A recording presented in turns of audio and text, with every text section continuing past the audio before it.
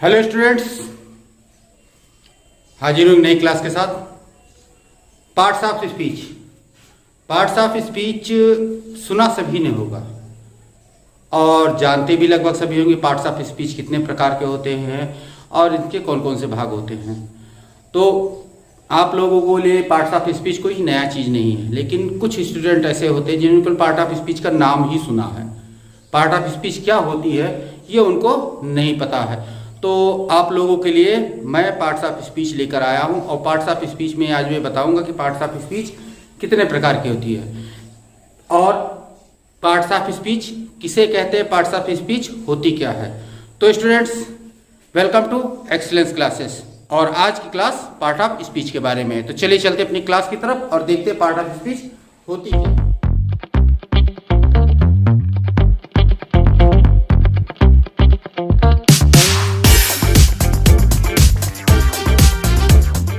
तो पहले हम लोग जानते हैं कि पार्ट्स ऑफ स्पीच कहते किसे हैं। पार्ट्स ऑफ स्पीच, स्पीच का मतलब जैसे आप लोग जानते हैं कि बोलने वाले जो वाक्य होते हैं वो सारे वाक्य को हम लोग स्पीच कहते हैं, चाहे वो अफर्मेटिव में हो मतलब एक्सेप्टेबल हो, चाहे वो निगेटिव में हो, चाहे वो इंट्रोगेटिव में हो, चाहे वो इम्परेटिव में हो, चाहे एक्सक्लेमेटरी में हो। अभी कुछ दिन पहले मैंने आपको एक वीडियो लेक्चर दिया था जिसमें मैंने आप बताया था टाइप्स ऑफ सेंटेंस। अब टाइप्स ऑफ सेंटेंस को मैंने इतनी क्लियरली डिफाइन किया था, यदि आप उस वीडियो को एक बार देख लेते हैं तो उस वीडियो में मैंने टाइप्स ऑफ सेंटेंस को इतनी क्लियरली समझाया है कि आप उसे जिंदगी भर नहीं भूलेंगे। तो टाइप्स ऑफ सेंटेंस में हमने बताया कि सेंटेंस कितने प्रकार के होते हैं। तो वही सारे सेंटेंस हम लोगों की स्पीच में भी आते हैं, यानी हम लोग जो बोलते हैं वही शब्द वही वाक्य जो है वही सेंटेंस के पार्ट्स में आते हैं। तो पार्ट्स ऑफ स्पीच उसे कहते हैं कि जो हम लोग बोलने वाले जो शब्द होते हैं, जितने भी सेंटेंस के टाइप होते हैं, उन सेंटेंस के टाइप में उसमें जो शब्द यूज होते हैं, जो वाक्यों में जो शब्द यूज होते हैं, क्योंकि आपको पता है कि सार्थक शब्दों का सार्थक समूह ही वाक्य बन जाता है। तो वो जो सार्थक शब्द यूज होते हैं वाक्यों को बनाते समय, उन शब्दों को किस कैटेगरी में किस पार्ट में रखा गया है, तो इसी को हम लोग पार्ट ऑफ स्पीच कहते हैं। मतलब हर शब्द का एक अपना समूह होता है और हर शब्द को अपने समूह के अनुसार रखा गया है। तो उसी सारे शब्द के समूहों को पार्ट्स ऑफ स्पीच कहते हैं। और ये पार्ट्स ऑफ स्पीच में उन्हीं समूहों के बारे में बताया गया है कि किस समूह में यानी किस पार्ट ऑफ स्पीच में कौन किस प्रकार के शब्द आते हैं। यदि आपको वाक्य दिखाई दे जाए तो आपको वाक्य देखने से ही अंदाजा हो जाएगा किस पार्ट ऑफ स्पीच किस कौन सा शब्द जो हमारा किस पार्ट ऑफ स्पीच में या पार्ट ऑफ स्पीच के किस शब्द समूह में जाता है। तो चलिए पहले देखते हैं पार्ट ऑफ स्पीच की डेफिनेशन क्या होती है, उसके बाद हम जानेंगे पार्ट ऑफ स्पीच कितने प्रकार की होती है। तो स्टूडेंट्स, यहाँ पे डेफिनेशन दी गई है। Words are divided into various part और classes according to the function they do in sentence each among the called part of speech. अर्थात इसका मतलब ये है कि जो वाक्य के बीच में प्रयुक्त जो शब्द होते हैं उनके अलग अलग कार्य होते हैं और उन कार्यों के अनुसार उनको अलग अलग पार्ट्स में अलग अलग ग्रुप में डाला गया है। और वो सारे ग्रुप ही जिन ग्रुप में उन शब्दों को डाला गया है वो सारे ग्रुप हमारे पार्ट ऑफ स्पीच के अंतर्गत आते हैं। और टोटल पार्ट ऑफ स्पीच कितने होते हैं? 8। ये तो सभी जानते हो कि कुल 8 पार्ट ऑफ स्पीच होते हैं। तो अब उम्मीद है कि ये डेफिनेशन आपको समझ में आ गई होगी। आप सबकी समझने के लिए हमने इसको हिंदी में भी लिख दिया है। चाहे तो आप इसकी हिंदी में पढ़ के इसे हिंदी में याद कर सकते हैं, नहीं तो आप इंग्लिश की डेफिनेशन इसकी तैयार कर सकते हैं। चलिए इसे नोट कर लीजिए, फिर आगे बढ़ते हैं पार्ट्स ऑफ स्पीच के और प्रकार की तरफ। तो स्टूडेंट्स, ये होते हैं कुल 8 पार्ट ऑफ स्पीच। पहला हमारा संज्ञा नाउन,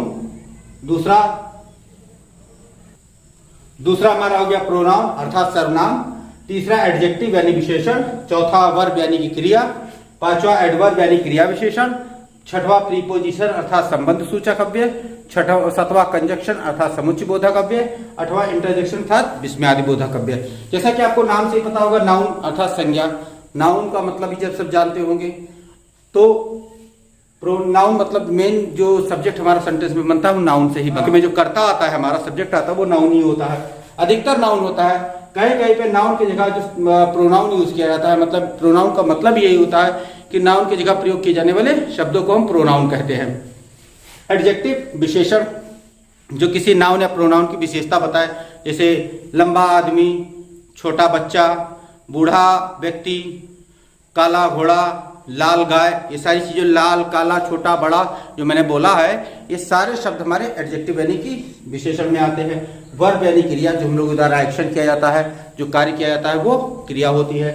फिर आता है एडवर्ब, क्रिया विशेषण, मतलब क्रिया करने का जो तरीका होता है वो इसमें दर्शाता है, मतलब क्रिया को बताता है कि जैसे दौड़ना, दौड़ना क्रिया हो गई, तो तेज दौड़ना, तो इसमें क्रिया को डिफाइन कर रहा है। ये तेज शब्द यहाँ पे क्रिया को डिफाइन कर रहा है, तो क्रिया विशेषण हो गया। संबंध सूचक अव्यय, इसमें दो शब्दों के बीच में, दो वाक्यों के बीच में संबंध दिखाना रहता है। समुच्चय बोधक अव्यय, इसमें ग्रुपिंग होती है। और आखिरी में आता है हमारा इंटरजेक्शन, विस्मयादि बोधक अव्यय, जिसमें हमें सरप्राइज देखने को मिलता है। क्लियर? चलिए इसे नोट कीजिए, फिर आपके आगे बढ़ते हैं। तो स्टूडेंट्स, अपने पहले पार्ट्स ऑफ स्पीच को लेते हैं, जिसका टाइटल है नाउन। नाउन के बारे में आपने कई सारी डेफिनेशन पढ़ी होंगी, जैसे noun is the person, place और thing, noun is a naming word, every naming word is noun, कई सारी डेफिनेशन आई हैं और कई सारी डेफिनेशन आपने पढ़ी होगी। मैंने भी यहाँ आपके लिए कुछ डेफिनेशन लिख दी है कि noun is the name of a person, place, animal, thing, human quality, human idea, human experience, human feeling. या फिर दूसरी डेफिनेशन है noun is a word which is used as the name of anything, या फिर a noun is the name of anything, या फिर all the naming words are noun. मतलब ये सारे वर्ड्स को आपने डेफिनेशन के रूप में यूज कर सकते हैं, सारी सेंटेंस को आप किसी को भी डेफिनेशन के रूप में याद कर सकते हैं, कोई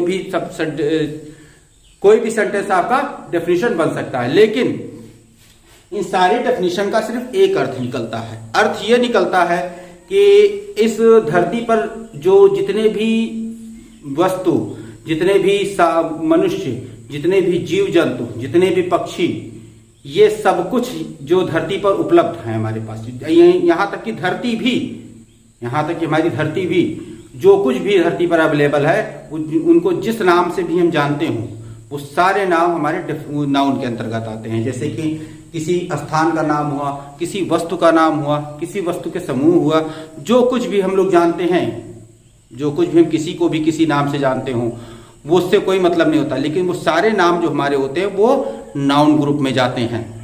क्लियर? तो उम्मीद है नाउन के बारे में आपको क्लियरली समझ में आ गया होगा कि जितने भी नेमिंग वर्ड्स हैं, जितने भी नाम से बुलाए जाने वाले शब्द हैं, मतलब एक स्पेशली पर्टिकुलर नाम नहीं, जैसे मेरा नाम कुछ है, आपका नाम कुछ है, या फिर किसी स्थान का नाम कुछ है, या फिर और किसी का नाम कुछ है, वो तो सारे नेमिंग वर्ड है, वो तो क्लियरली नेमिंग वर्ड है। लेकिन एक ग्रुप भी होता है, जैसे कि आप लोग ये मेरा वीडियो कहाँ से देख रहे हैं, मोबाइल पे देख रहे हैं। क्लियर? तो मोबाइल भी एक नाउन है। अब किसी के पास ओप्पो की मोबाइल होगी, किसी के पास वीवो की मोबाइल होगी, किसी के पास सैमसंग की मोबाइल होगी, किसी के पास रेडमी की मोबाइल होगी। तो ये अलग अलग ग्रुप हैं मोबाइल्स के, लेकिन ये भी नाउन में आते हैं। जो कंपनी का नाम भी नाउन में आता है, और ये आपकी मोबाइल है, ये भी एक नाउन में आता है। इसी प्रकार से धरती पर अवेलेबल जितनी भी वस्तुएं हैं, इनको जिस भी नाम से हम जानते हों, वो सारे नाम हम लोग नाउन के अंतर्गत लिख सकते हैं। तो चलिए इसकी डेफिनेशन सारी लिख लीजिए और उसके बाद इसके प्रकार को देखते हैं।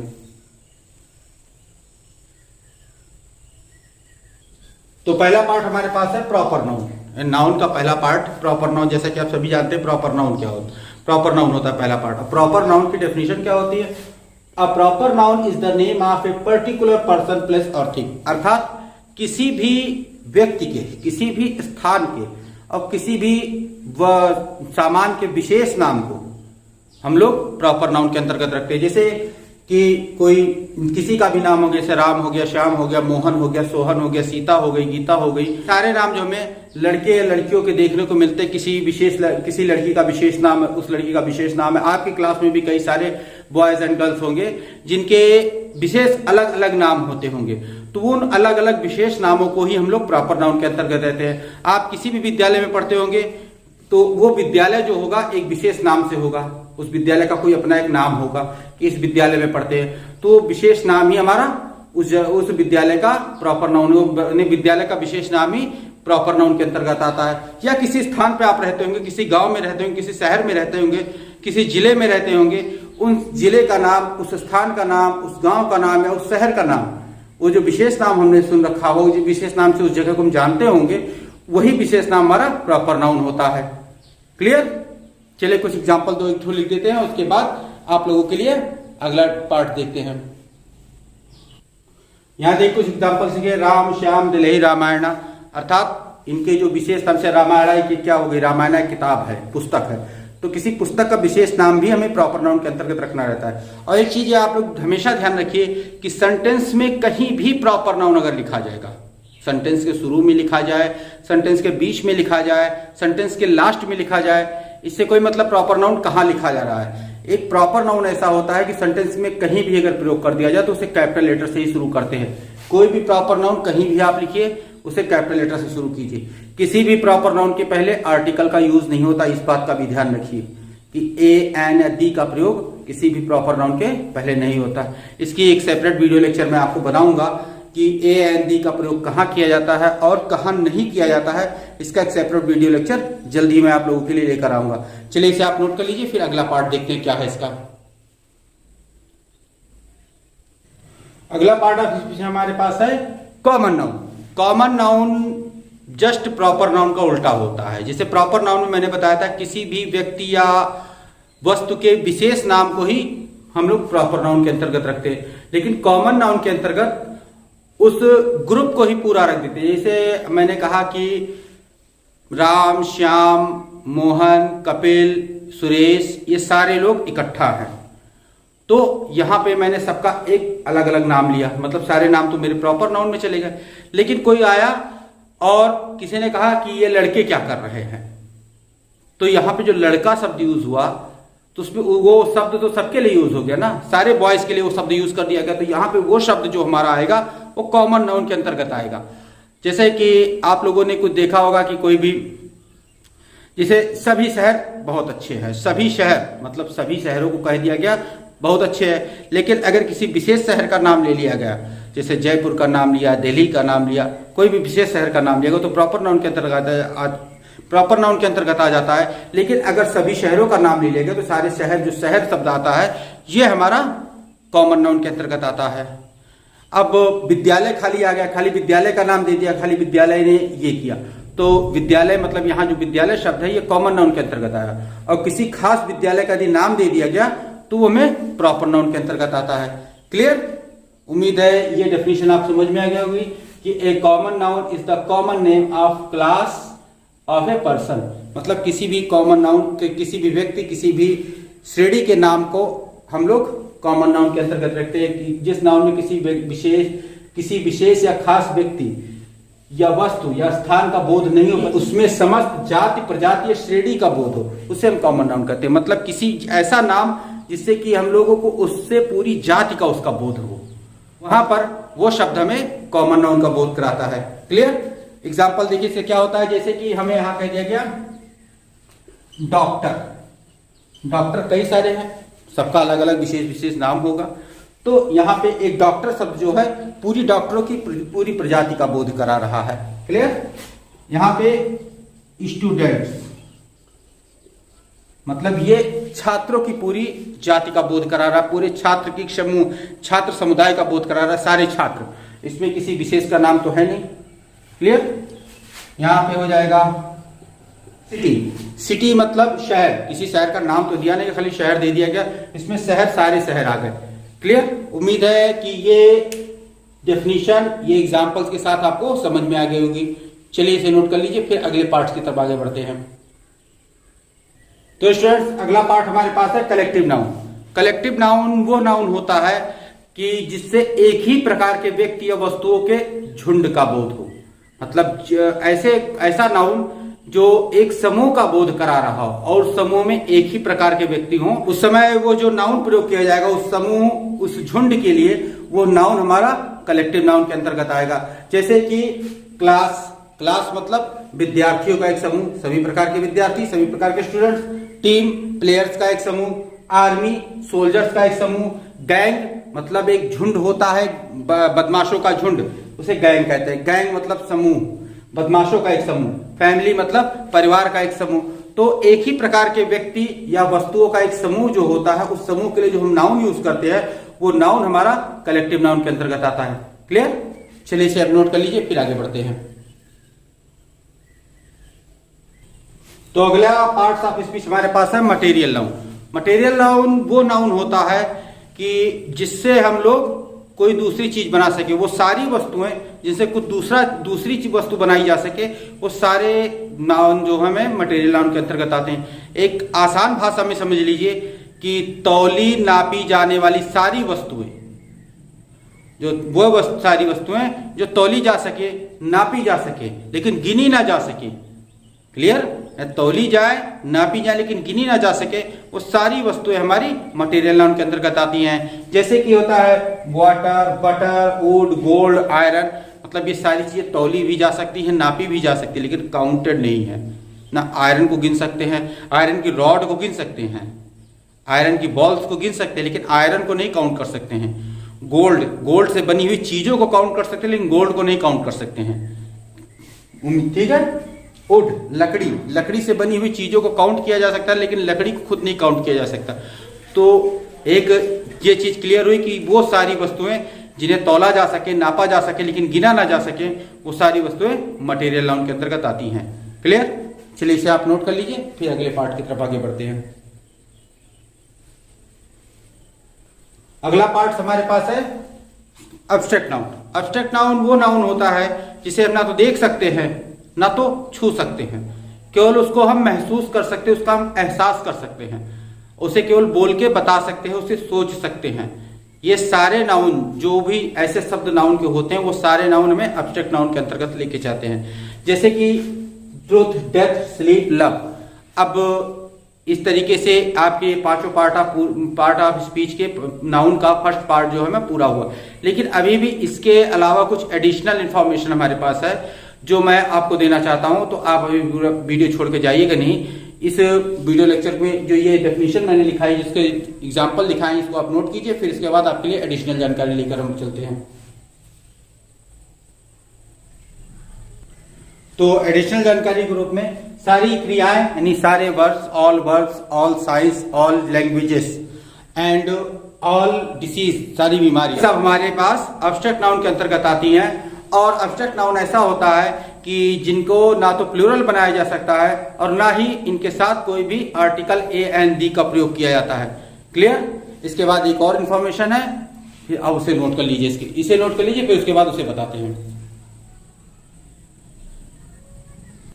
तो स्टूडेंट्स, अगली इंफॉर्मेशन के रूप में हमारे पास ये आता है कि जो हमारी मॉडर्न इंग्लिश है, मॉडर्न इंग्लिश में जो नाउन के टाइप्स हैं कुल 3 ही रह गए हैं। पहला प्रॉपर नाउन, दूसरा काउंटेबल नाउन, तीसरा अनकाउंटेबल नाउन। तो जाहिर सी बात आप लोगों के दिमाग में प्रश्न आएगा कि जो अभी तक इसके बाद पहले 4 नाउन जो बताए मैंने, यानी ये एक तो इसमें है ये प्रॉपर नाउन, इस बाद कॉमन, कलेक्टिव, मटेरियल, एब्स्ट्रैक्ट, ये सब कहाँ गए? तो ये सब इसी में जाके मर्ज हो गए हैं। यानी काउंटेबल नाउन के अंतर्गत 2 नाउन मर्ज हुए हैं। पहला हमारा है कॉमन नाउन और दूसरा हमारा है कलेक्टिव नाउन। ये जाके हमारे काउंटेबल नाउन में मर्ज हो गए। मतलब काउंटेबल वे नाउन होते हैं जिन्हें गिना जा सकते। The noun which can be counted are called countable noun. और दूसरे अनकाउंटेबल नाउन में भी 2 नाउन मर्ज हुए हैं। पहला हमारे पास आता है मटेरियल नाउन, और दूसरा है एब्स्ट्रैक्ट नाउन। क्लियर? तो ये उम्मीद है कि ये चीज आपको समझे, क्योंकि जब तक आप इन नाउन्स को अलग अलग नहीं जानेंगे तब काउंटेबल और अनकाउंटेबल का मतलब भी नहीं समझ पाएंगे, और काउंटेबल और अनकाउंटेबल आप जान भी नहीं पाएंगे। तो ये चीज उम्मीद है आपको समझ में आ गई होगी। काउंटेबल नाउन में 2 नाउन मर्ज हुए, कॉमन और कलेक्टिव। अनकाउंटेबल में 2 नाउन मर्ज हुए, मटेरियल और एब्स्ट्रैक्ट। ठीक, चलिए इन्हें नोट कर लीजिए और फिर आगे बढ़ते हैं। तो स्टूडेंट्स, इसी के साथ आज की क्लास खत्म की जाती है। उम्मीद है आप लोगों को आज पार्ट ऑफ स्पीच का मतलब समझ में आएगा, पार्ट ऑफ स्पीच किसे कहते हैं वो समझ में आएगा, पार्ट ऑफ स्पीच के कितने भाग होते हैं वो आपने लिख लिया होगा, और पार्ट ऑफ स्पीच का पहला भाग जो कि होता है नाउन, उसको भी मैंने आप लोगों के लिए डिफाइन कर दिया है। आशा है उसे भी आप अच्छी तरह से समझ गए होंगे। अगर उसमें कोई दिक्कत आती, कुछ बीच बात आपको समझ में नहीं आती, तो आप मेरे कमेंट बॉक्स में आइए और अपनी क्वेरी छोड़िए, और निश्चित ही अगले वीडियो लेक्चर में मैं आपकी क्वेरी को रिजॉल्व कर दूंगा। तो मेरा सभी दर्शकों से यही कहना है कि यदि आपको वीडियो लेक्चर अच्छा लगा हो, पसंद आया हो, तो लाइक कीजिए और साथ ही साथ अपने सभी दोस्तों को शेयर भी कीजिए। और जितने मेरे नए व्यूवर्स हैं उन सबसे मैं कहना चाहूँगा कि मेरे इससे पहले भी कई सारे वीडियो लेक्चर आ चुके हैं, जिनकी सभी प्लेलिस्ट का लिंक मैं नीचे डिस्क्रिप्शन में दे दूँगा और जाके यहाँ से जाके आप उसे देख सकते हैं। और साथ ही साथ मेरे इस वीडियो में अगर आपको इन्फॉर्मेशन अच्छी लगी हो, समझ में आया हो, तो चैनल को सब्सक्राइब कर लें, क्योंकि इसी तरह के कंटेंट आपको यहाँ पे मिलते रहते हैं, इसी तरह की इन्फॉर्मेशन आपको मैं देता रहता हूँ। तो मिलते हैं नेक्स्ट वीडियो लेक्चर में। Till then stay tuned with our channel, keep watching, keep learning, take care, thank you and bye.